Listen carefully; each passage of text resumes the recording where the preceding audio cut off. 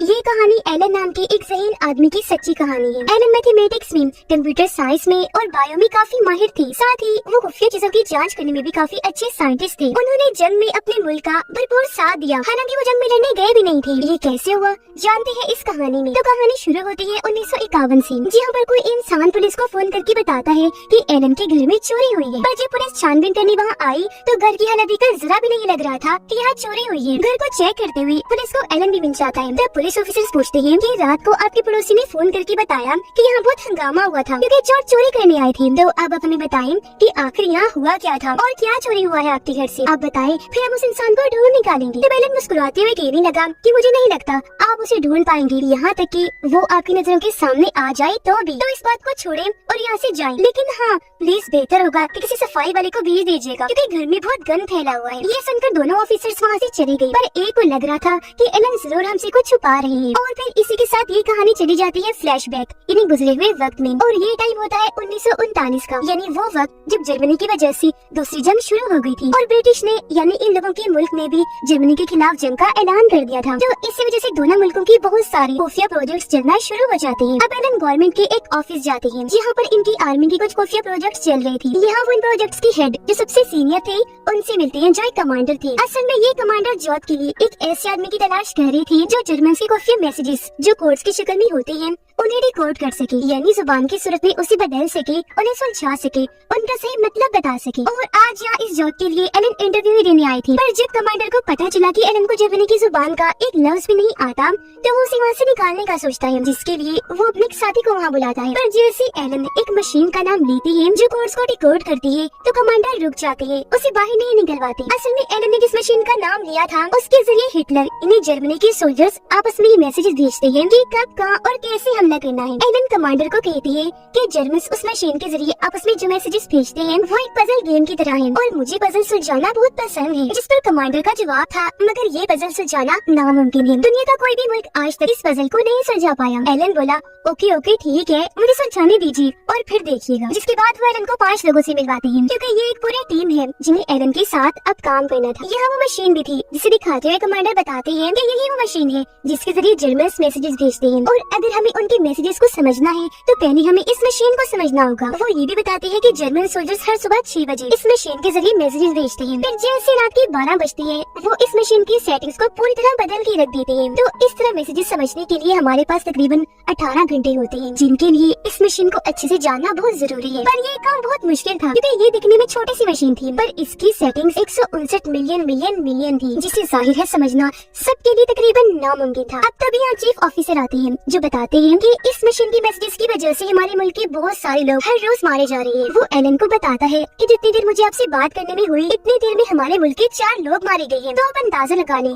कि इस वजह से हम हर रोज कितने लोगों को खोते हैं। जिसके बाद इसको डिकोड करने के काम पर लग जाते हैं। तब हिसाब किताब करके ये चीज सामने आती है क्योंकि इसके 159 मिलियन सेटिंग्स हैं, तो अगर ये हर सेटिंग को चेक करने लग जाए तो इसे डिकोड करने में इन्हें 20 मिलियन साल लग जाएंगे। अब यहाँ हर कोई अपने अपने तरीके से काम करने लगा था। इनमें से कुछ मैसेजेस को डिकोड कर भी लेते हैं और जब इस बारे में वो एलन को बताते हैं तो वो कहते हैं कि ज्यादा खुश ना हो, अगर तुमने ये डिकोड कर ली है तो ये बस एक इत्तेफाक है क्योंकि एक बंद घड़ी भी दिन में 2 बार तो टाइम ठीक से बता ही देती है। इससे सुनकर वो बहुत हैरान हुए क्योंकि एलन की बात सच थी, ये सच में बस एक इत्तेफाक था। एलन बताते हैं कि मैं एक ऐसी मशीन बनाने जा रहा हूँ जो हर एक कोड को मैसेज को बिल्कुल सही से डिकोड करके बताएगी। यहाँ हम नोटिस कर लेते हैं कि एलन के काम करने के तरीके से, उनके बोलने के तरीके की वजह से उनके साथ काम करने वाले लोग बिल्कुल भी खुश नहीं होते। उन्हें लगता है कि वो बहुत ज्यादा रूड है, यानी अच्छे से बात न करने वाले, गुस्से और अपने मूड में ही रहने वाली है। अब मशीन बनाने के लिए एलन ने पूरा नक्शा तैयार कर लिया था जिसका सामान अब उसे चाहिए था और इस चीज की जब वो मांग करते हैं तो उनके यूनिट का हेड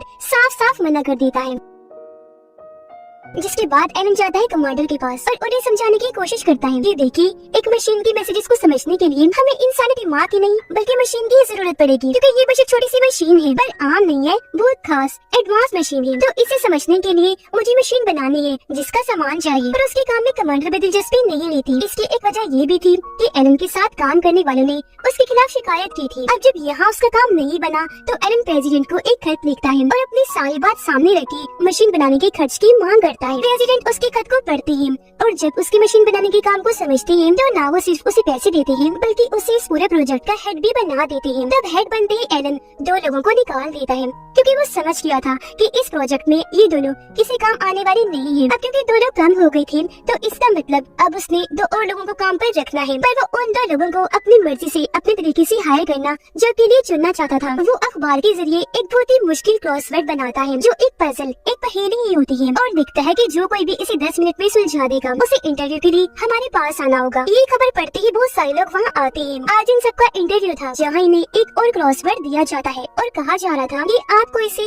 6 मिनट में सुलझाना होगा। और इतने सारे लोगों में यहाँ सिर्फ 2 ही लोग थे जो इसे 6 मिनट में सुलझा देते हैं, एक लड़का और एक लड़की जिन्हें अलग बुलाया जाता है और इन्हें समझाया जा रहा था कि ये काम बहुत ही खुफिया है तो इसके बारे में आप कभी भी किसी से भी डिस्कस नहीं करेंगे। फिर जब इन दोनों की ज्वाइनिंग थी, इन्हें जब से काम पर आना शुरू करना था उस दिन लड़का तो आ जाता है पर लड़की नहीं आती जिसका नाम जॉन होता है। वजह जानने के लिए एलन जब उनके घर गया तो पता चला कि जॉन को उसकी मॉम डैड ऐसी नौकरी के लिए इजाजत नहीं दे रही जहाँ सिर्फ मर्द ही काम करते हैं। लेकिन एलन तो किसी भी कीमत पर जॉन को अपने साथ चाहता था क्योंकि वो इतनी ज़हीन थी कि उसने बस 5.5 मिनट में ही पजल को सुलझा लिया था। एलन जॉन को समझाता है कि हमारे टाउन में बहुत सारी लड़कियां हैं जो एक साथ रहती हैं, अगर तुम चाहो तो उनके साथ रहकर वहाँ से हम देख पाते हैं कि जॉन बहुत ज़हीन है लेकिन उसे फिर भी खुद पर इतना भरोसा नहीं है क्योंकि उसने मैथ में टॉप किया था पर फिर भी उसे स्कॉलरशिप नहीं मिली। वो एलन से पूछती है कि आखिर तुम मेरी मदद क्यों करना चाहती हो। वो जवाब देते हैं क्योंकि कभी कभी दुनिया जिसे आम समझती है वो इंसान कोई ऐसा काम कर जाता है जो कोई नहीं कर सकता। दरअसल एलन के बचपन का एक दोस्त था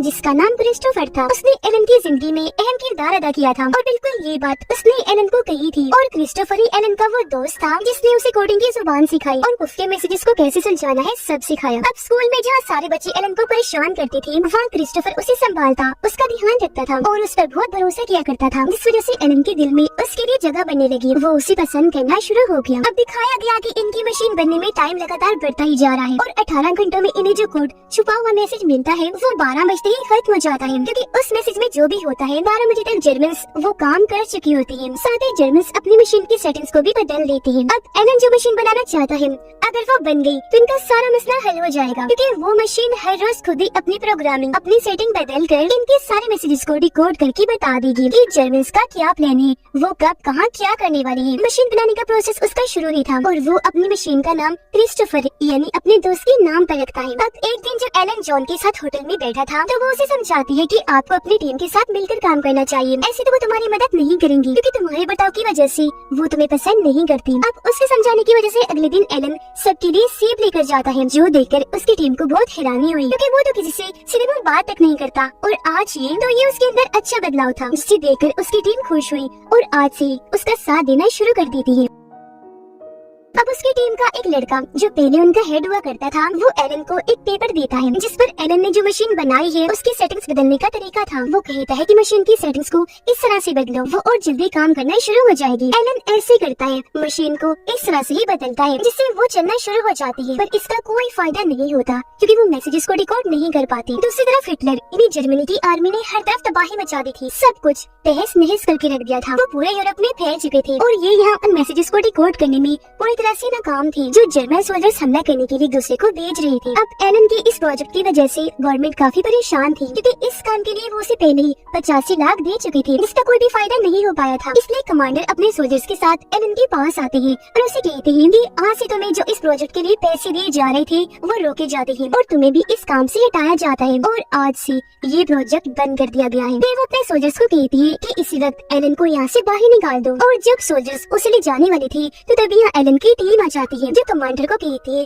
कि अगर आप एलन को निकाल रहे हैं तो हमें भी निकाल दीजिए। फिर वो यकीन दिलाती है कि एलन की मशीन काम करती है, आप हमें सारे मैसेजेस को डिकोड करके आपको दिखा देंगे। कमांडर कहते हैं कि 6 महीने का नहीं, मैं तुम्हें 1 महीने का टाइम दे रहा हूँ। अगर इसके बाद भी इस मशीन ने काम नहीं किया तो मैं तुम में से किसी को भी यहाँ नहीं देखना चाहूंगा, सबको ही निकाल दूंगा। जो कहकर वो यहाँ से चला जाता है। अब जॉन को उसके घर वाले वापस बुला रहे थे क्योंकि वो 25 साल की हो गई थी और उसके घर वाले अब उसकी शादी करना चाहते थे। यहाँ वो एलन को बता देती है कि मैं घर जा रही हूँ क्योंकि मेरी फैमिली बुला रही है, वो मेरी शादी करना चाहती है। ये सुनकर एलन खुद उसे शादी के लिए कह देता है कि मैं तुमसे शादी करूंगा तुम करोगे मुझसे शादी। दरअसल एलन ये कभी नहीं चाहता था कि वो वापस जाए। वो शादी के लिए मान गई और इन दोनों का रिश्ता पक्का हो जाता है। ये एक हो गई। जब ये पार्टी करती है तो वहाँ एलन अपने दोस्त यानी अपने टीम के एक मेंबर से पूछता है कि क्या हो अगर मैं जॉन से प्यार भरा बर्ताव ना करूँ। उसका दोस्त कहता है कि जानता हो तुम ऐसा क्यों कह रहे हो, क्योंकि तुम्हें मर्द पसंद है ना। जिस बात को एलन मान लेता है कि हाँ मुझे औरतों की बजाय मर्दों में दिलचस्पी है और मेरे माजी में वो सारे मर्दों के साथ ताल्लुक रही भी है। मुझे इस बात का एहसास है तो मैं ये सारी बात अपने मंगेतर जॉन को बता देता हूँ, जिस पर फौरन उसका दोस्त मना कर देता है कि कभी न करना ऐसा, क्योंकि एक औरत ये चीज कभी बर्दाश्त नहीं करती। जिस पर एलन ऐसे करता है और अपने मंगेतर जॉन को वो कुछ नहीं बताता। अब एक दिन जब एलन, जॉन और इनकी दोस्त एक बार में थी तो वहाँ जॉन की दोस्त मजाक मजाक में कह देती है कि मुझे शायद किसी से प्यार हो गया है और वो लड़का जर्मन है। असल में जर्मन के रेडियो टावर से जो सिग्नल्स भेजे जाते हैं ये लड़की उन पर नजर रखती है, उन्हें रिकॉर्ड करती है। वो बताती है कि मुझे वो मैसेजेस भेजने वाले से प्यार तो हो गया है पर शायद उसकी कोई दोस्त है। एलन हैरानी से पूछता है कि तुम्हें क्यों लगता है कि उसकी कोई दोस्त है। तो वो बताती है क्योंकि वो अपना मैसेज हमेशा 5 लफ्जों से शुरू करता है, CILLY यानी सिली। तो मुझे लगता है कि उसकी सिली नाम की कोई दोस्त है। ये सुनकर एलन मुस्कुरा दिया, बोलता है ओ गॉड, प्यार ने जर्मन्स को मरवा दिया। जिसके बाद वो भागकर उस जगह जाता है जहाँ उसकी मशीन है। उसके साथ बाकी लोग भी आ गए। एलन सबको बताता है कि अगर मेरी मशीन यानी क्रिस्टोफर को कुछ अल्फाज पहले से ही पता हूँ तो वो उनकी मदद से खुद ही अल्फाज बना सकती है। अब हर रोज सुबह जो मैसेज भेजा जाता है उसमें आसमान, मौसम की रिपोर्ट और हिटलर जिंदाबाद कहा जाता है। अब आसमान, मौसम की रिपोर्ट और हिटलर जिंदाबाद में जितने भी अल्फाज है इन्हें पहले से ही पता है कि वो कहाँ है। जिन सब अल्फाजों को वो मशीन में फिट करके मशीन चला देते हैं। कुछ देर चलने के बाद मशीन रुक जाती है और अब इनके पास सारे अल्फाबेट्स यानी ABC के अल्फाज एक ऑर्डर में, एक तरतीब में आ जाते हैं। जैसे अगर उन्होंने एक जगह B का इस्तेमाल किया तो इन्हें पता चल गया कि B का मतलब A है। अब इस बड़े मसले को समझने के बाद ये उस जगह पर जाते हैं जहाँ छोटी मशीन है और आज सुबह 6 बजे का जो मैसेज था ये इन अल्फाजों की मदद से उसे डिकोड करने में कामयाब हो जाते हैं, जिससे इन्हें पता चल गया था कि आज सुबह का मैसेज क्या था। अब अपनी इस इतनी बड़ी कामयाबी की वजह से वो लोग बहुत खुश हो जाते हैं। इनकी मेहनत रंग ले आई थी तो वो जज्बाती होकर रोने भी लगते हैं। फिर जैसे अगली सुबह 6 बजे का मैसेज आता है तो ये उससे भी रिकॉर्ड कर लेती है, जिससे इन्हें पता चल गया था कि आज जर्मन कहाँ हमला करने वाले हैं, जहाँ पर बहुत सारे लोग हैं जो सब के सब मारे जाएंगे। अब इस बारे में जब उसका दोस्त फोन करके कमांडर को बताने लगता है तो एलन उसे मना कर देता है कि प्लीज मत करो ऐसा और फोन उठाकर पटक देता है। ये देखकर उसके दोस्त को गुस्सा आ गया और वो जोरदार मुक्का मारता है क्योंकि वो इस हमले को रोकना चाहता है, क्योंकि वहाँ पर बहुत सारे बेकसूर मासूम लोग हैं। तब एलन उसे कहता है कि अगर हमने ये बात कमांडर को बता दी तो वो इस हमले को रुकवा देगा, जिससे जर्मन समझ जाएंगे कि मशीन के जरिए कोड्स की सूरत में वो जो मैसेजेस भेजते हैं उसका सुलझाव, उसका तोड़ हमारे पास है, यानी हम उनकी कोड्स की जुबान को जानते हैं, जिससे वो लोग एक ही हफ्ते में मशीन की सारी जुबान, सारी प्रोग्रामिंग को बदल के रख देंगे और हम कभी भी फिर उनकी मैसेजेस को डिकोड नहीं कर पाएंगे। अब जहाँ हमला होने वाला था वहाँ पर इनकी टीम की एक मेंबर का भाई भी था, इसलिए वो लड़का कहता है कि वहाँ मेरा भाई है,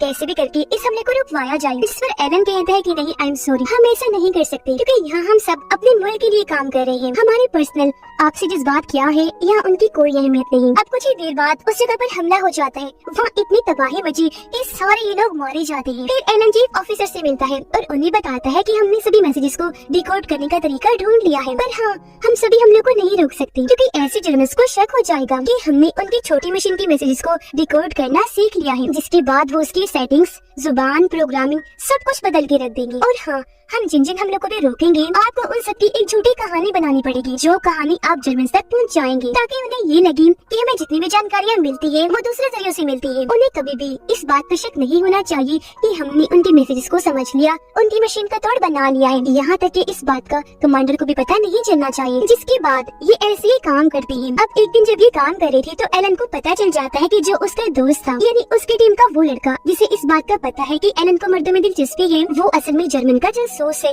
जो सारी जानकारियाँ जर्मन को देता है। तब एलन उसके पास जाकर धमकाता है कि मैं ये बात जाकर कमांडर को बता दूंगा। तब वो लड़का भी धमकाने लगा, कहता है कि ठीक है बता दो जाकर, लेकिन फिर मैं भी तुम्हारी वो मर्दों वाली बात सबको बता दूंगा। दरअसल ये वो वक्त है जब मर्दों से ताल्लुक रखना बहुत बड़ा जुर्म है, जिसकी एलन को सजा भी मिल सकती है। अब जब ये बात एलन अपने चीफ ऑफिसर को बताता है तो वो जवाब देता है कि हाँ, हम ये बात पहले से ही जानते थे कि वो जर्मन का जासूस है और जो मैसेजेस वो जर्मन को भेजता है हम सब जानते हैं, पर इससे हमारा ही फायदा होता है और जर्मन का नुकसान, क्योंकि वो बेवकूफ नहीं जानता कि ऐसी जासूसी करके वो अपने मुल्क का नुकसान कर रहा है, क्योंकि उसके पास दरअसल तुम्हारी जैसी अकल नहीं है। अब वक्त एलन अपने मंगेतर जॉन को कहता है कि तुम्हें यहाँ से चले जाना चाहिए क्योंकि तुम्हारी जान को खतरा है। तुम ऐसा करो, अपने मॉम डैड के घर चली जाओ। पर वो मना कर देती है। ये कहती है कि नहीं, मैं कहीं नहीं जा रही, तुम्हारे साथ रहूंगी क्योंकि मैं तुमसे प्यार करती हूँ। यहाँ एलन उसे बता देता है कि मैं मर्दों को पसंद करता हूँ, उनसे मेरा ताल्लुक भी रहा है। फिर वो कहती है जानती हूँ, शक भी था मुझे पहले से, पर फिर भी मैं तुम्हारे साथ रहना चाहूंगी। मैं तुमसे प्यार करती हूँ और मैंने तुम्हें माफ कर दिया, मुझे तुम्हारी फिक्र है। तब एलन जवाब देता है पर मैं तो तुमसे प्यार नहीं करता, मैंने तुमसे मंगनी रिश्ता पक्का इसलिए किया ताकि तुम यहाँ रुककर हमारी मदद कर सको, बस इससे ज्यादा और कुछ नहीं। इस बात से जॉन को बहुत दुख हुआ और उसे इतना गुस्सा आता है कि वो एलन के मुंह पर जोरदार थप्पड़ मारती है और कहती है कि तुम बहुत बुरे हो, तुम्हारे बारे में दूसरे लोग जो भी कहते हैं सब बिल्कुल सच है, तुम सच में खुदगर्ज एक घमंडी इंसान हो। इतना कहकर वो यहाँ से चली जाती है और फिर ऐसे एलन अगले 2 सालों तक जर्मन्स की मैसेजेस को डिकोड करता रहा जो वो अपने सोल्जर्स को हमला करने के लिए भेजते थे। एलन की टीम ये फैसला करती है कि किन हमलों को होने देना है और किन हमलों को रोकना है। तब वो फैसला करती है कि हम बड़े हमलों को रोकेंगे ताकि अपनी छोटे जीतों से जर्मन्स को यही लगे कि अभी तक कोई भी उनकी मशीन को डिकोड नहीं कर पाया। पर असल में एलन ने बड़े बड़े हमले और जंगों को अपनी मशीन से मैसेजेस को डिकोड करके रोक दिया था, जो जर्मन्स के लिए एक काफी बड़ी हार थी। फिर आखिरकार 2 सालों बाद ये जंग खत्म हो ही जाती है, जिसमें जाहिर है ब्रिटिश ही जीतता है। कहा गया कि ब्रिटिश कभी ये जंग जीत ही ना पाता अगर एलन अपने दिमाग से वो मशीन कभी बनाता ही ना, क्योंकि उस वक्त जर्मनी बहुत ताकतवर मुल्क था। इस जीत के बाद इनका चीफ ऑफिसर इस टीम से मीटिंग करता है, कहता है कि आप लोग अपनी इस मशीन को और इस प्रोजेक्ट के सारे पेपर्स को जला दो, खत्म कर दो। कभी भी किसी को ये पता नहीं चलना चाहिए कि तुमने इस प्रोजेक्ट पर काम किया है और अब तुम सब लोग अपने अपने घर जा सकते हो। इसके बाद ये कहानी वापस आ जाती है प्रेजेंट टाइम इन्हीं मौजूदा वक्त में, जहाँ पता चला कि एलन के घर में कोई चोरी नहीं हुई थी बल्कि वो रात में अपने दोस्त के साथ था और इस वक्त में मर्दों के साथ ताल्लुक रखने को जुर्म माना जाता था, जिस वजह से एलन को गिरफ्तार कर लिया जाता है। तब जज एलन के सामने 2 ऑप्शन रख देता है कि या तो तुम्हें 2 सालों के लिए जेल जाना होगा या तुम्हें अपनी सर्जरी करवा के अपने जिस्म में बदलाव करनी होगी, साथ ही तुम्हें थेरेपी भी लेनी होगी ताकि कभी भी तुम्हारे दिमाग में इस तरह की गलत चीजें न आए। तब एलन सर्जरी और थेरेपी को चुनता है, जिसकी वजह से वो काफी कमजोर हो गया था क्योंकि इसके नुकसान भी होते हैं। फिर एक दिन जब जॉन उससे मिलने आती है तो देखती है कि वो काफी कमजोर और जज्बाती रहने लगा, इसलिए उसे मशवरा देती है कि तुम्हें अकेले नहीं रहना चाहिए। इस पर वो जवाब देता है कि मैं कभी अकेला था ही नहीं, मेरे साथ मेरे दोस्त की यादें मशीन की सूरत में